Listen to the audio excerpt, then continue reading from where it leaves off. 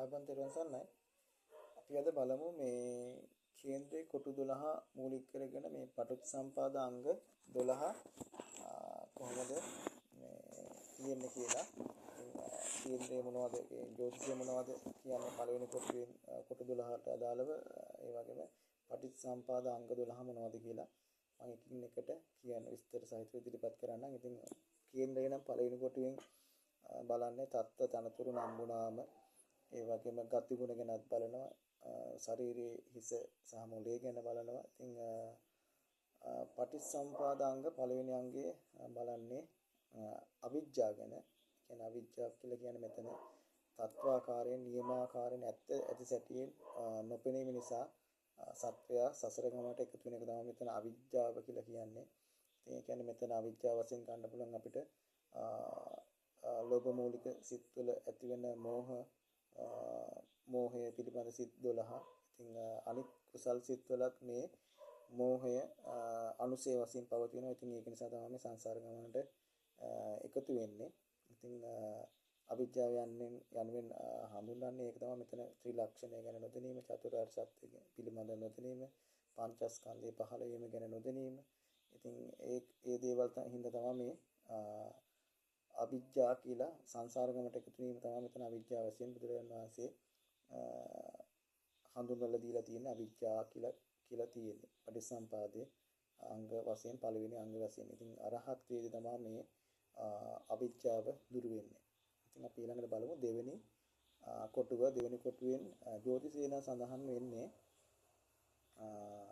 තමන්ට ලැබෙන ආදාය මාර්ග, ඒ වගේම ගියාත්ම කරපු කුසල අකුසල්, ඒ වගේම මරණය වෙන ස්ථානයක් විදිහට ගන්නවා ජ්‍යොතිෂයේදී. ඉතින් තව මේ ශරීරයේ අංග බැලුවොත් එහෙම ඇස, නාසය, කට පිළිබඳව, ඒ වගේ මූණ පිළිබඳව, ඒ වගේ ශරීරයේ අංග බලනවා ජ්‍යොතිෂයේදී.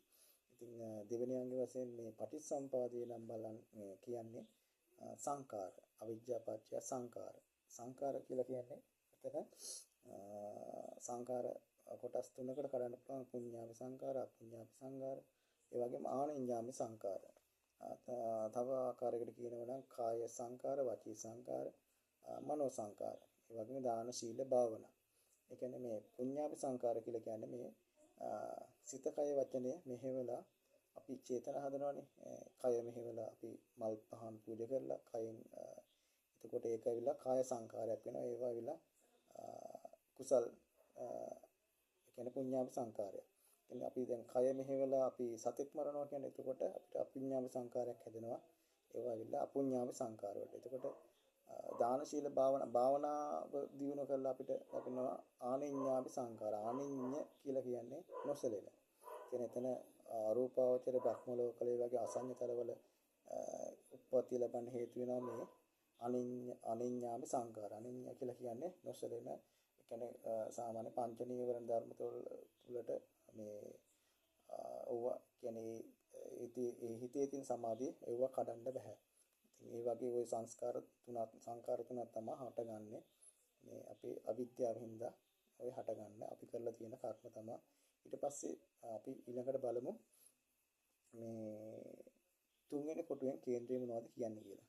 තුන්වෙනි කොටුවෙන් කේන්ද්‍රය කියන අපේ බාල සහෝදර සහෝදරියන් ගැන, ඒ වගේම අපේ සහජ දක්ෂතා, කුසලතා, ඒ වගේම ලිපි ලේඛන පිළිබඳව ගැටලු බලනවා.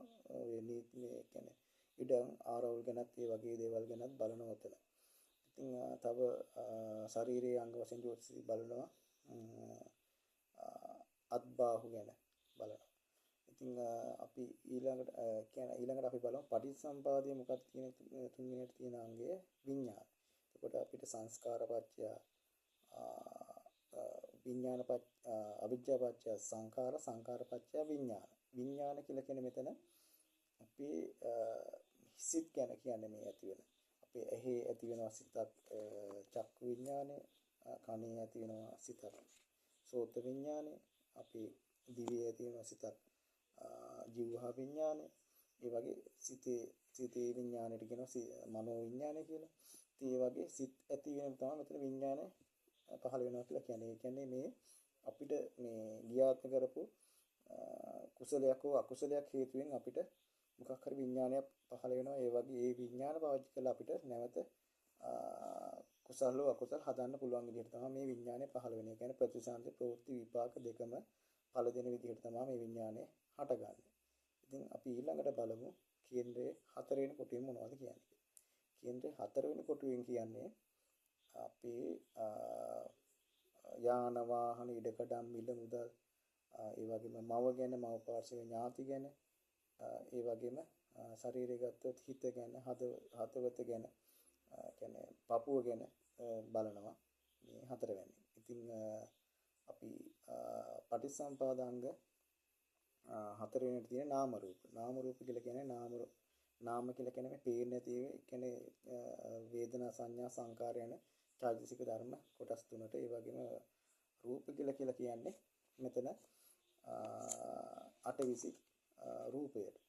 ඉතින් අටවිසි රූපේ හටගදී එක රූපේ විපරිතානේ. ඉතින් එතන සුඛ දුක්ඛ කුසල අකුසල ඒ වගේ රූප හට ගන්නවා. එක එක විදිහට ඉතින් රූපය නම් නැමෙනවා.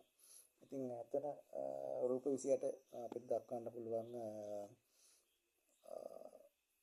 භූත රූප 4යි, ඒ වගේම ගෝචර රූප 5යි, ඒ වගේම ප්‍රසාද රූප 5යි, ගෝචර රූප 4යි, විඤ්ඤාති රූප, විකාර රූප, ඒ වගේම ලක්කන රූප, ඒ වගේම භාව රූප, ආහාර රූප, ජීවිතින් රූප, ඒ වගේ රූප 28ක් තියෙනවා. ඉතින් මේ විඥානයේ ප්‍රත්‍ය වීම නිසා නාම රූපය තියෙනවා. නාම රූප ඇතිවීම නිසා අපිට භවයන්නේ උප්පත්තියක් ලබන්න හේතු වෙනවා. ඒක නාම රූප කියන්නේ විඥානයේ ප්‍රත්‍ය වීමෙන් නාම රූප හට ගන්නවා. නාම රූප කියලා කියන්නේ දැන් භව 9ක් තියෙනවා. ඉතින් මේ භව 9 උප්පත්තිය ලබන්න හේතු වෙනවා. ඉතින් භව කියන්නේ අසඤ්ඤ භවය, රූපාම භවය, රූප භවය, අරූප භවය, සංඤ්ඤ භවය, අසඤ්ඤ භවය, නේව සංඥා සංඥා භවය, ඒකෝකාර භව, චතුෝකාර භව, පංචෝකාර භව, ඒ වගේ භවයන් 9ක් තියෙනවා. ඉතින් රූපස්කන්ධය පමණක් තියෙන බව තියෙනවා.